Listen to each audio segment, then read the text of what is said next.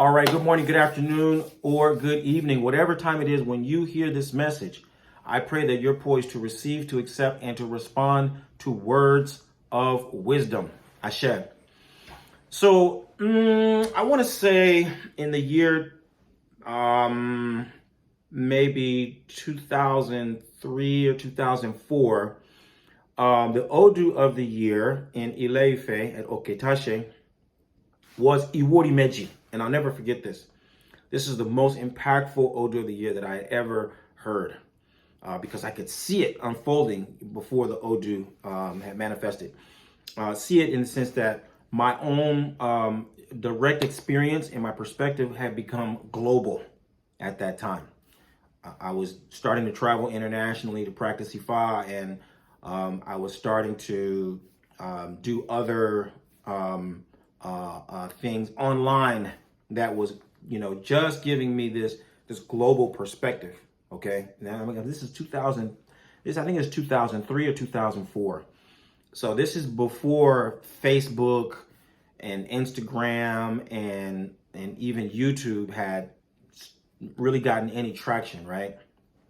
So I was privy to see some things up front and personal. But when this Odu fell, Iwori Meji, Ifa predicted that Isheshe was going to recover or recapture its people from the grips of the colonizer religions. In other words, Isheshe was going to start to make a comeback, okay, and reach out and put its umbrella over the entire African world, right? And so it was very real for me for the reasons that I just gave before. But because it was real for me, it brought me into this question, and I've been working on this for 20 years now, which is, in business terms, how to scale the wisdom of Ifa. Okay, how do you scale wisdom? Scaling means, how do you go from, addressing 10 people to 10,000 people? How do you go from serving 100 people to serving 100,000 people? Okay, so most people are preoccupied with very small time, petty objectives and goals. I want the most godchildren. I want to initiate the most people. I want to make the most money. I want the most cars, right? And then that trickles down to the practitioners. I want the most beads. I want the most pots. I want the most titles, right? It has a trickle down effect. So at the level of the priests and priestesses, because most of us are concerned with just getting the most numbers that we possibly can, it trickles down to the people thinking that they need to get the most paraphernalia as they possibly can. But it's not scalable because you can only have a certain number of clients a day, even if you're really good. How many clients can you see a day? How many sacrifices can you do a day? How much medicine can you make a day? How many initiations can you do a day? Right? And in terms of sustainability, for how many years? Let's say you hit your peak and you can do 10 consultations a day. You can do 10 sacrifices a day. How many years can you continue like that? It's not very long. It's not very long. You're going to deplete all of your energy. Okay? So that is not a scalable model. Likewise, as a devotee, how are you going to scale? You got 20 ileke. You got 20 pots. You got 20 titles. Okay, well, the ileke, I guess you could wear indefinite or, just an infinite number, but okay. But you got 20 pots. How long can you make Ose and tend to all those pots? How many shrines can you tend to on a daily basis and still keep your house, take care of your family, go to work, run your business, etc.? How many? Right? You got these titles. These titles carry obligations. How many constituencies can you take care of? How many temples can you sponsor? How many children can you send to school? How many times can you go out to the farm and right? How much time and money and energy do you have to really uphold the obligations of all your titles? And let's again say you hit your apex. How many years can you sustain that before you're entirely depleted? It's limited. So again, the model that most people are working from is entirely unsustainable. You got to figure out, we have to figure out a way to scale the wisdom of a Roman level, because Ifa gave us the directive. Ifa predicted what is on the horizon, but Ifa has not given you the plan for carrying that vision out. This is where my work becomes so important, because that's what I've been thinking about. That's what I've been working on, not just thinking about. That's what I've been working on. You scale the wisdom of Ifa. So years and years ago, this is one of the reasons why I really love Fayinde Asunjo, of blessed memory. May she rest in peace and continue to ascend. One of the reasons why I really loved Fayinde from the very beginning was that quickly she could see and understand that, Baba, someone's asking me about this, and they were telling me that they wanted me to encourage you to do this and go this way and that way. And I had to tell him Baba's not into all that. That's not his concern. He does not want to do that at all. This is the direction he's going into, right? She understood very quickly, after a very limited exposure to me, that I'm about scale. All right. So what I want to share with you is insights into how to scale the wisdom of Ifa. Because the practice that we're establishing, or the model, I should say, that we're establishing at this point is tanking the tradition. Is taking things down, right? Because, like I said, if the only tool you have is a hammer, everything looks like a nail, right? Everybody is an initiate. Everybody is a priest. Everybody is a priestess. It's not scalable. It doesn't make any sense. So how do you scale? How do you scale the wisdom of Ifa? Well, one of the ways that you scale the wisdom of Ifa is that, number one, you've got to be able to organize the knowledge and the wisdom of Ifa. You got to be able to make that knowledge accessible to people so that they can apply it, so that they can live by it, so that they can see it in their everyday lives, so that they can practice it everywhere that they go. It's as easy for them to discern and practice as it is for them to discern and practice the rules of driving. Right? When you go out into your car and you drive, there are rules about how to drive. And just as easily as you can see those rules and you can follow those signs and get from point A to point B safely without breaking the law, without hurting yourself, without hurting someone else, we need to make the wisdom of Ifa accessible. It needs to be clear. It needs to be available, right? Without dumbing it down, without telling people the things that they don't truly need to know. You don't need to know all the details of national law and state law and municipal law. That's not essential. You don't need to know all the intricacies of how an engine works and the laws of physics and all that to drive the car and navigate on the road. You need to know that this is how you operate the car and these are the rules of the road. That's what you need to know. Ifa, the wisdom of Ifa, it needs to be made intelligible and accessible to people to do what they're doing, not to do what I'm doing. I don't need to make Ifa accessible so that you can be practicing I am the one who works in the shrine. This person works in the shrine. This person keeps all the Orishas and all that. You don't need to do all that. You need to know what the law is. You need to know what the basic, operating procedures are so that you can do what you do. That's number one, right? Number two, We need to be able to also, in our case, orientate people.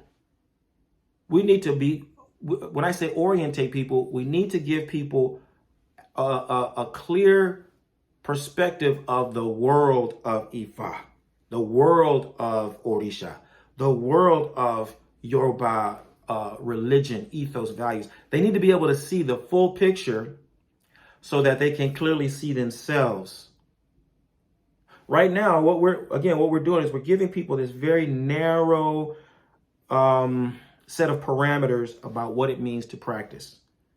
And everything is geared around everybody being a priest or a priestess. So people really can't see themselves as anything other than that. They can't perceive, all the ways in which they can flourish and show up and contribute. Because really that's what people want to do. They want to contribute. They want to be involved. They want to, they want to put their best foot forward. They want to be able to count their success. They want to be able to say, I did this and it created such and such an outcome. But when we're only allowing them to define themselves and their participation in terms of being a priest and being a priestess, it's difficult for everyone to really see themselves. So the second portion of scaling the wisdom of Ifa is giving people a global understanding of what we're doing. How does this factor into the whole picture of, let's say, Yoruba civilization as a template? Because Yoruba civilization represents the framework within which Orisa lifestyle works best. If you want to say, for example, where do freshwater fish do best? This is the habitat. Where do saltwater fish do the best? This is their habitat. Where is Orisa devotion? How do you optimize Orisa devotion? This is the context. How do you optimize things like Ogboni, Gelede, Egungun? What's the context for those things to flourish and really do their best? You got to show the full picture so that a person can see, oh, yeah, I get it. I fit in right here and it makes total sense. And even though the picture may not be totally ironed out, I can see the big picture and I can see how my perspective and my skills and my interests would allow me to occupy this space and participate fully. Okay? So one, to scale Orisa lifestyle, we got to make it accessible. You got to make it clear. You got to make it, not necessarily convenient, but it's got to be clear. Number two, we've got to give people context. They've got to be able to see themselves in the global scheme of things. These two things are going to allow people to get involved from wherever they are and not be trying to pigeonhole themselves into doing something that they got no business doing. All right. The third thing that makes or will enable or support making Orisa lifestyle scalable. And let me say, before I give this, when I say scalable, again, I'm talking about going from transcending your limitations, not saying that, oh, the only goal that I can have is to get the most clients, get the most students, initiate the most people, accumulate the most pots, accumulate the most beads, accumulate the most titles. When I say scalable, I mean going to exponential levels, right? And the third way that we do that is we take it upon ourselves to institutionalize Orisa lifestyle. And when I say institutionalize it, I mean we infiltrate all the institutions. We need people who are superintendent of school. We need people who are the head of the fire, who's the fire marshal. We need people who run their own entertainment business. We need people who have legal firms. We need people who are, transportation, communication, food, etc. Our community needs to provide the institutions. And all the places where we can't provide the institutions, we need to infiltrate the existing institutions. So, for example, when you look at something like gentrification, this is something that a lot of us are going to be able to see because gentrification is just happening all across the country. What happens when the white folks move into your neighborhood? You were at such and such, East Bay Park School. And this school was garbage for 20 years. Low test scores, rowdy, unruly, just, an eyesore. The white folks move in, they replace the principal. They raise money, they beautify the school. They start bringing in a whole different set of teachers. They start bringing in a whole different set of extracurricular activities. They take over that school because they've taken over that neighborhood, right? So by concentrating their numbers, then they start to address the institutions in that community. That is the third way that we need to scale Orisa lifestyle, right? With the understanding that we have people who are operating in every dimension of a society, of an institution. Okay, so those three practices, there are more, but those are the first three practices that I know beyond the shadow of a doubt that I have been actively working upon and implementing in my career over the last 20 years. And those are the things that I know beyond the shadow of a doubt are going to enable us to scale Orisa lifestyle and do the things that Ifa had given us as a mandate all the way back in 2003, 2004. I have to go back and check my notes. Okay. But this is what's going to allow us to scale Orisa lifestyle and create something that will continue to grow. And then we'll be able to understand and appreciate what Ifa has been given to us, all along. Now, I'm going to caution you. It's very, very challenging because what's going to happen is that people are going to constantly, they may see your vision. They may appreciate your efforts, but they're going to constantly be trying to cajole you and rope you into doing things that are substandard, right? They don't necessarily mean harm.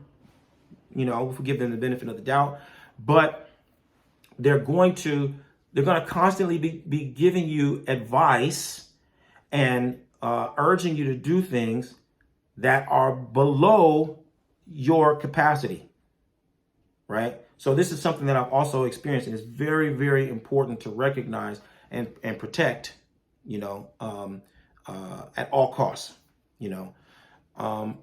People will look and they will be trying to bring people close to you who are only needy of, your personal time, as opposed to bringing people close to you who are going to help you scale, right? They're going to be constantly drawing your attention to the people who have these, not that they're unimportant, but those are the things that will be distracting you, because they're going to be wanting you to put in 6, 7, 10, 12 hours of work and effort to solve this person's problem when you already have systems in place to address that problem, as opposed to bringing you people and bringing you circumstances that are going to allow you to streamline and scale, right? The people will be close to you and they'll be constantly trying to convince you to go places and expose yourself to activities that will only limit your scale. They'll be saying, let's go to this ceremony. Oh, they're playing drums over here. Oh, they're doing this. Let's go over here and be, at the party. Oh, let's go over here and those things are they're not scalable and they're not workable to help you, scale. So in other words, there are folks who are going to be like, they're only used to seeing the godfather, godmother in a house, kind of a model. And, as you are getting people, you got 500 people, you got 1,000 people on a regular basis, etc. Then they're going to be constantly trying to convince you one way or another to do things that will allow you to have the most godchildren and initiate the most people. So you have to protect that and constantly be, again, this is a part of the orientation process, and not allow people to bring you into something that's not scalable. All right. So this is a message for the leaders. This is a message for the folks who are really ready to help improve life for themselves, life for their loved ones, life for the community, not only now, but for generations to come. And you're committed to improving the world through positive influence. If you're one of those folks, I want you to find out how Obafemi Origuwa and the Orisa Lifestyle Academy can help you take your practice and your life to the highest level. Visit me at obafemio.com or orishalifestyle.com. Let's start working together to help you live the medicine that will heal your life and heal the lives of those who you are destined to serve. I look forward to working with you. Bye for now. Odabo.